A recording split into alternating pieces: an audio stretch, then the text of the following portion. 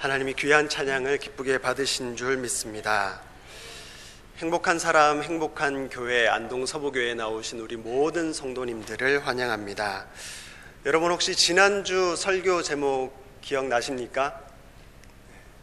가물가물하시죠? 그래도 괜찮습니다. 경찰 출동하지 않습니다. 지난주에는 고재광 목사님께서 다 배불리 먹고라는 제목으로 우리에게 말씀을 주셨습니다. 그렇다면 여러분 지난 주일 저녁에 뭘 드셨는지는 기억하십니까?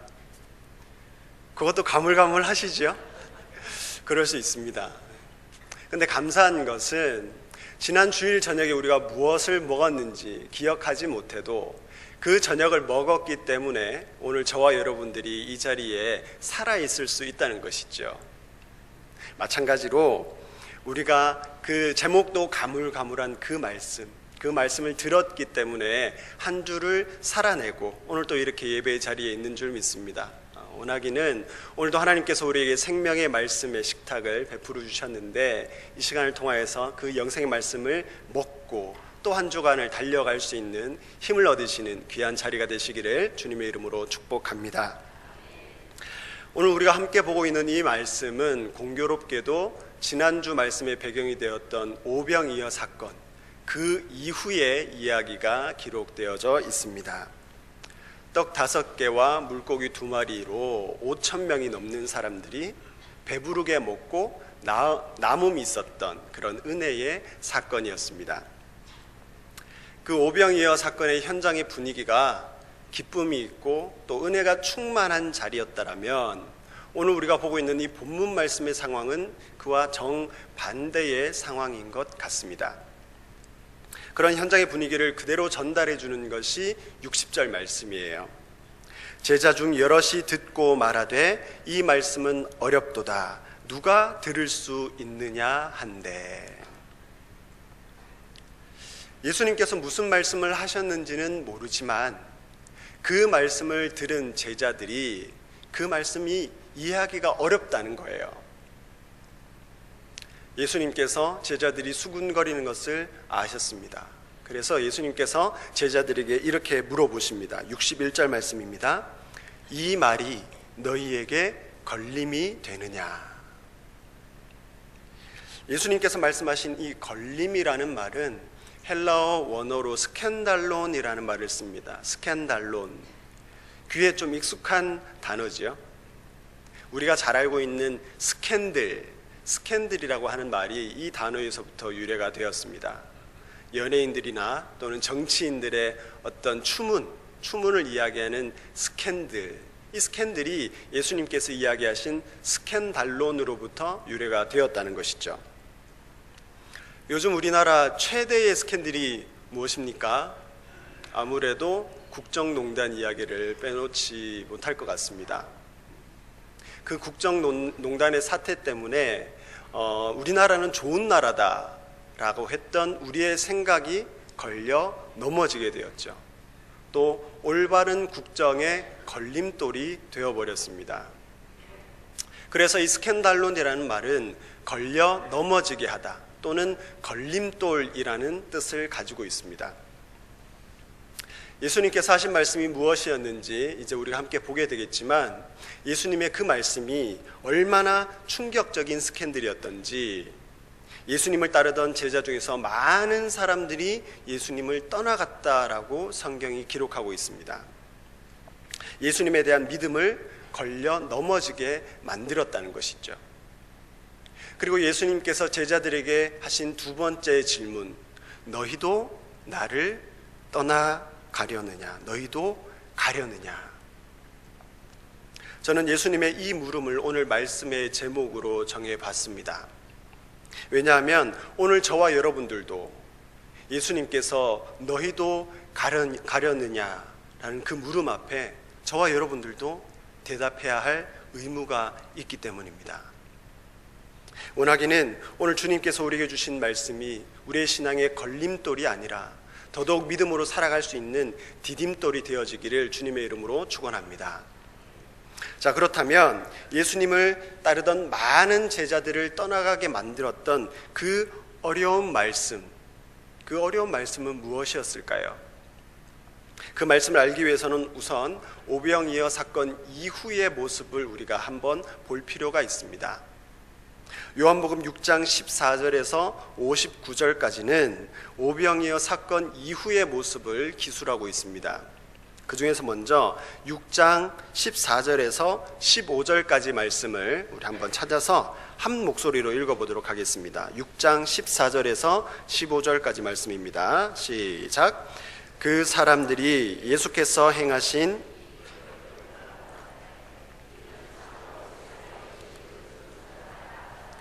그러므로 예수께서 그들이 와서 자기를 억지로 붙들어 임금으로 삼으려는 줄 아시고 다시 혼자 산으로 떠나가시니라.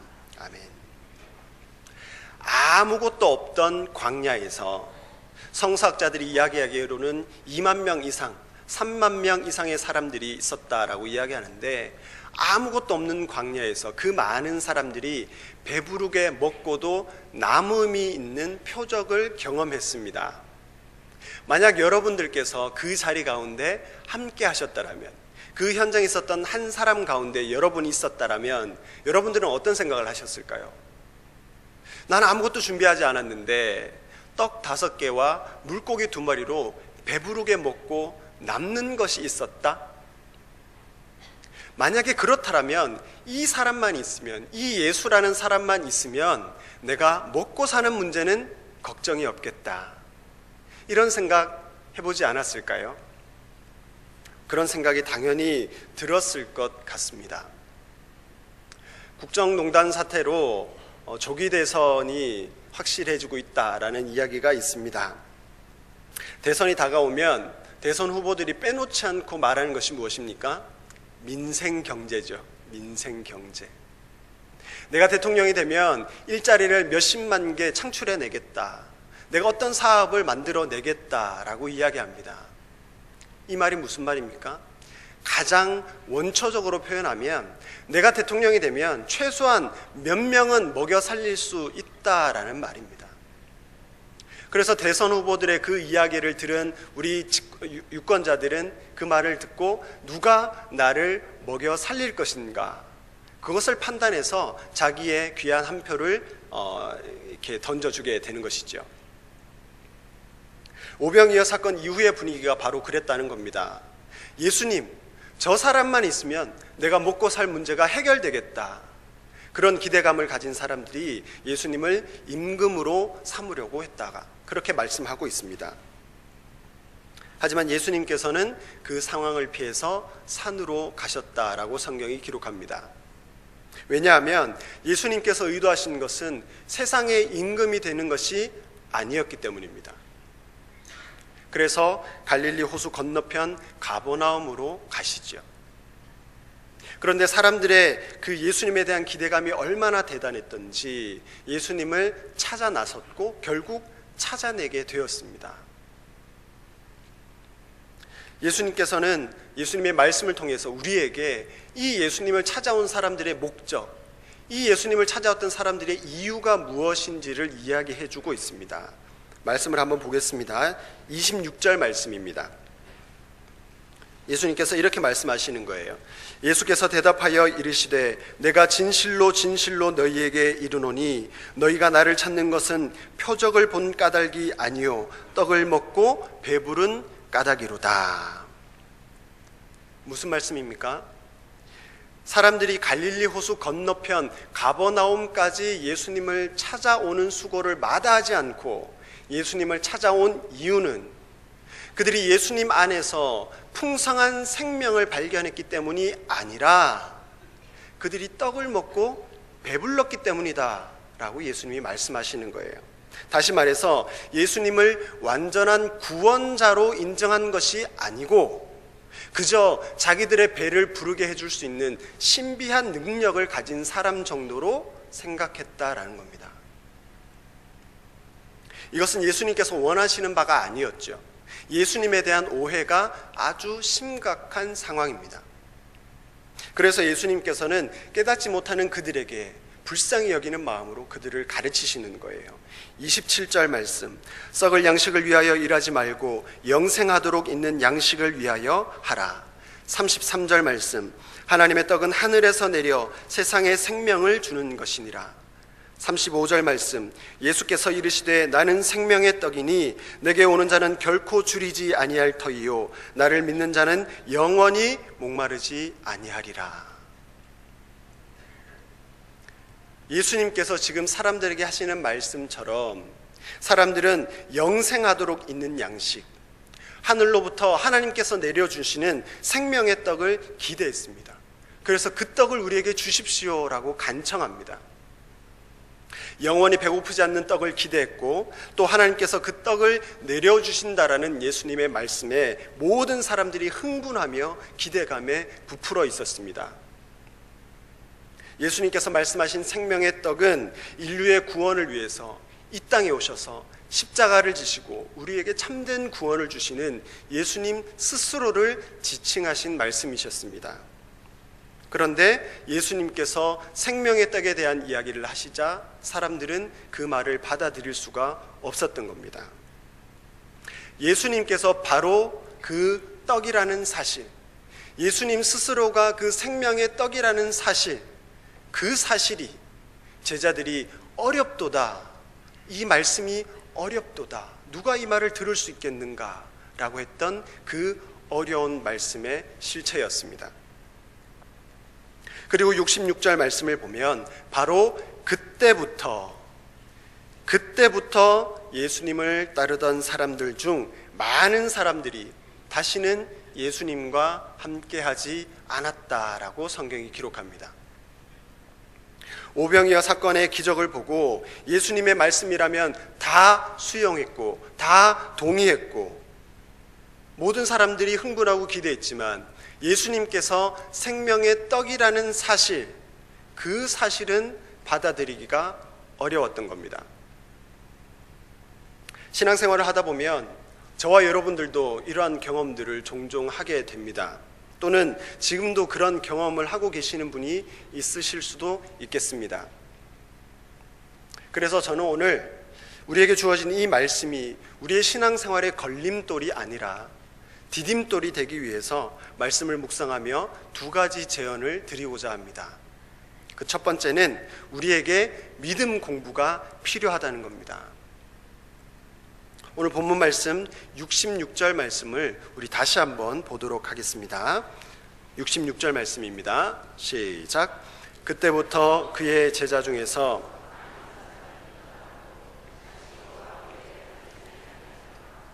그때부터, 성경이 말하는 그때부터라는 말은 의미심장한 말입니다.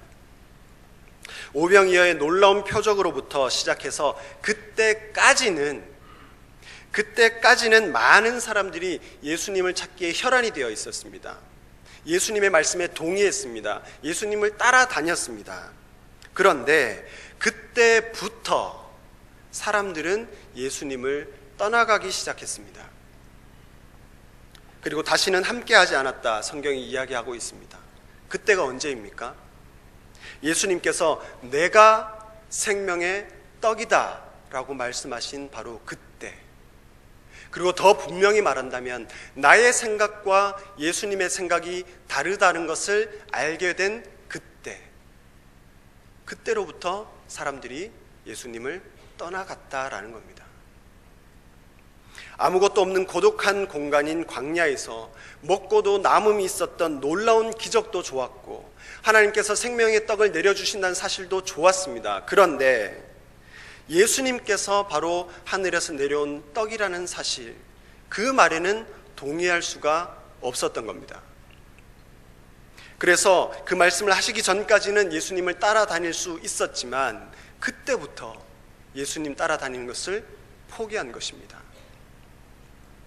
신앙생활 하면서 이런 경험들 많이 해보셨지 않습니까? 실제로 교회마다 이런 상황 속에서 교회를 떠나고 있는 사람들이 얼마나 많이 있는지 모릅니다. 왜 그렇습니까? 예수님의 말씀에 동의하는 것이 이제는 불가능하다는 겁니다. 이제는 그렇게 동의할 수가 없다라는 것이죠. 예수님의 말씀에 동의를 할 수 없어서 떠나는 사람들, 그 사람들이 더 많은 것을 알기 때문이 아니라 그들이 모르기 때문입니다.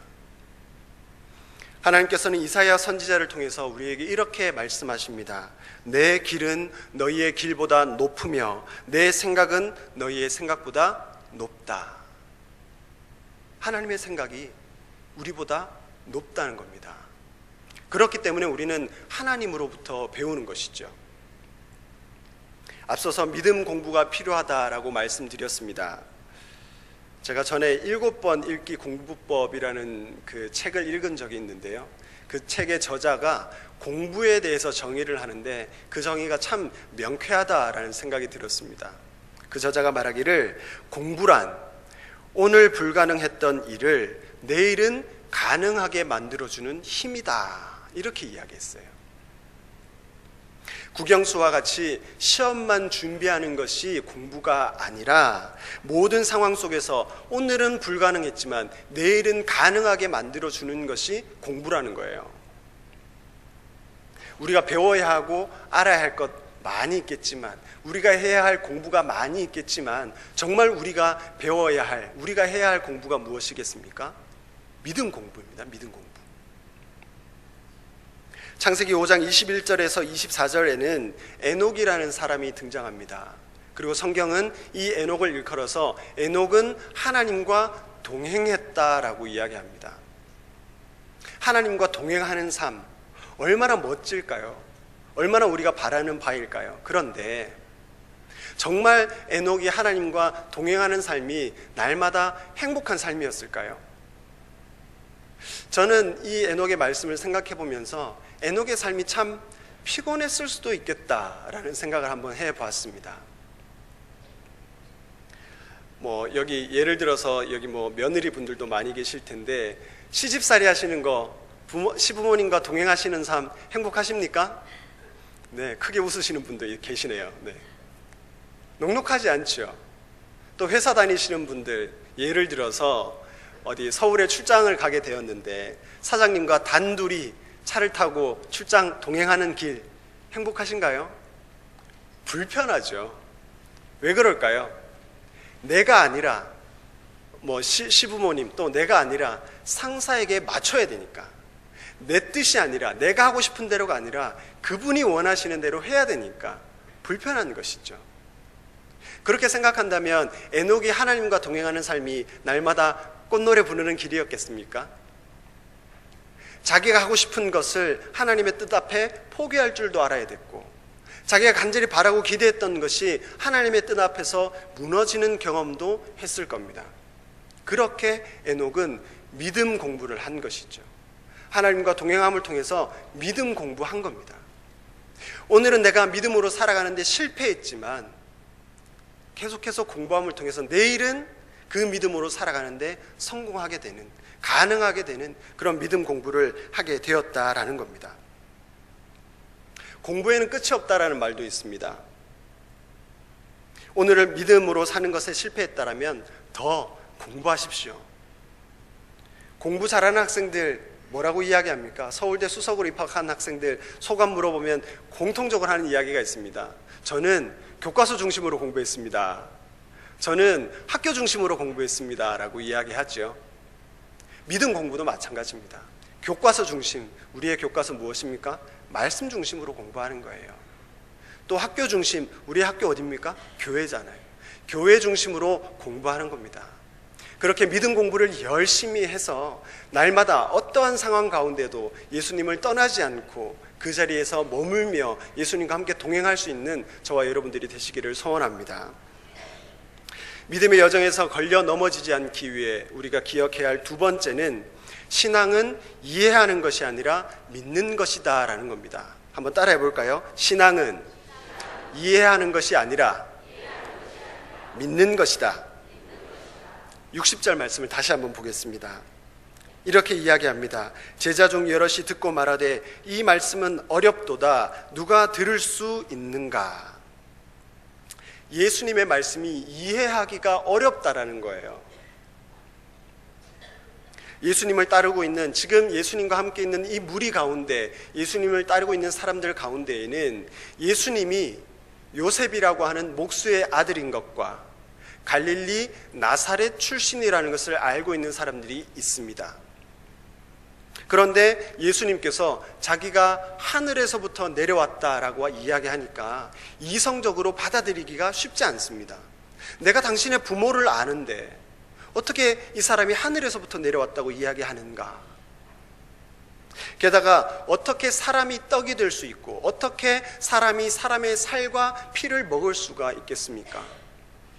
예수님께서는 지금 이성적으로 받아들일 수 없는, 이해할 수 없는 이야기들만 하고 계시는 겁니다. 실제로 여기에서 나오는 누가 사람의 살과 피를 먹을 수 있는가라고 이야기했던 이 사람들의 오해는 로마 시대 때 기독교를 박해할 때 그리스도인들은 성만찬을 하면서 인육을 먹는다라고 오해할 정도로, 그래서 기독교가 크게 박해를 받았을 정도로 많은 사람들에게 널리 알려진 오해였습니다. 예수님께서 자기의 출신과 또 살과 피를 먹는 것에 대한 이야기를 하신 것으로 사람들이 그것을 이해할 수가 없었습니다. 하지만 신앙이라고 하는 것은 이해하는 것이 아니라 믿는 것임을 기억하셔야만 합니다. 여러분들은 성경에 기록된 모든 말씀을 다 이해하실 수 있습니까?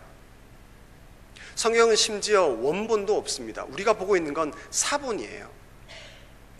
게다가 성경은 인류의 최초로부터 인류의 종말에 이르기까지 아주 넓고 방대한 양을 기술하고 있습니다. 우주의 역사 속에서 찰나를 살다가는 저와 여러분들이 어떻게 성경을 이해할 수가 있을까요? 성경은 이해하는 것이 아니라 믿는 것입니다. 신구약 하나님의 말씀은 창세기 1장 1절 태초에 하나님이 천지를 창조하시니라, 이 말씀 앞에 아멘, 내가 믿습니다 라고 고백하는 사람들에게 주어진 하나님의 약속임을 기억하시기 바랍니다. 피조물이 지나지 않는 우리가 어떻게 창조주이신 하나님을 이해할 수가 있을까요? 만약 우리의 생각대로 하나님이 우리의 이성으로 이해되어진다라면 하나님은 이미 우리보다 못한, 우리보다 열등한 하위 개념이 되어버린다는 겁니다. 우리에 의해서 이해되어지는 하나님이 어떻게 우리를 초월하는 하나님이 될 수가 있겠습니까? 다시 한번 말씀드리지만 신앙은 이해하는 것이 아니라 믿는 것입니다. 그런 관점에서 67절에 예수님께서 하신 질문을 다시 한번 보십시오. 예수님께서 떡을 먹고 배부른 사람들, 떡만을 쫓으며 살아가는 사람들이 아닌 12제자들에게 이렇게 물어보시는 겁니다. 67절입니다. 예수께서 12제자에게 이르시되 너희도 가려느냐? 예수님의 이 물음은 너희도 나를 이해할 수 없어서 떠나는, 나를 믿지 못해서 떠나는 저 사람들과 같이 너희도 나를 떠나가려느냐, 이렇게 묻는 물음이면서 동시에 너희는 나를 믿느냐라고 물어보시는 거예요. 그때 베드로가 어떻게 대답했습니까? 68절에서 69절까지 말씀입니다. 우리의 고백이 되어지기를 바라는 마음으로 우리 함께 보도록 하겠습니다. 시작. 시몬 베드로가 대답하되